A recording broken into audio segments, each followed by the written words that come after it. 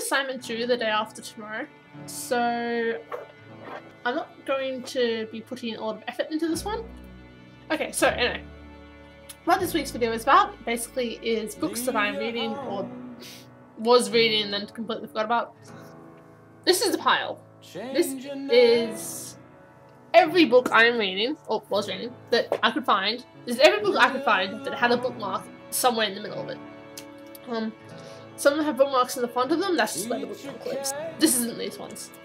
So, Lies Incorporated, which I was reading in November, I think. So like, yeah, about that far through, no, it's not about that far through it. About that far through it, it just stopped being a dystopian novel and turned into a drug trip. Basically, I read it and then I stopped reading it and I felt like I was on drugs. Tinkers, which won a Pulitzer Prize, and that really should have been a warning for me. It's a Pulitzer Prize winning book about a man who repairs clocks. It is exactly as boring as you expect it to be. The story of a nobody. It was, okay, I think it's hilarious. I think Chekhov is a hilarious writer. And I was like, it's so depressing and dark and Russian in general. I'm like, no, this is the best book I have ever read. It's so funny. Edward II by Christopher Marlowe. This is one of Shakespeare's contemporaries, which I think tells you a lot about the thing. However, it is about Edward II, King Edward II of England, who... Oh, it's about him. But more importantly, he was sort of... I don't know, depending on how you look at it, he was sort of in love, or very close to anyway, a man called Pierre Gaveston. Oh my god, like, oh my god, Pierre Gaveston. Oh, my heart throbs. Banished from England 3 times, if I recall correctly. His first banishment was for, oh yeah, right, that's right, he sort of left the army to go to a jousting competition. He beat all the old knights who had also left the army to go to the jousting competition.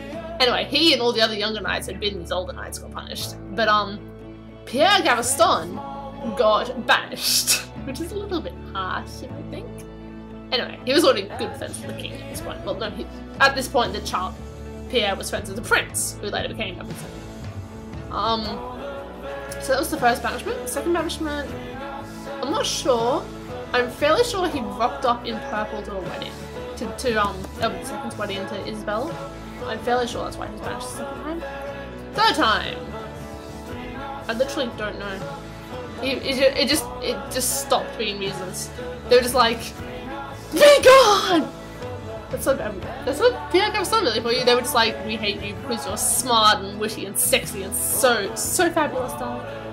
Anyway, that was the second time. Then Edward II, who's, as I said, totally in love with him, keeps unbanishing him. He's like, I'm sorry I had to banish you, it was horrible.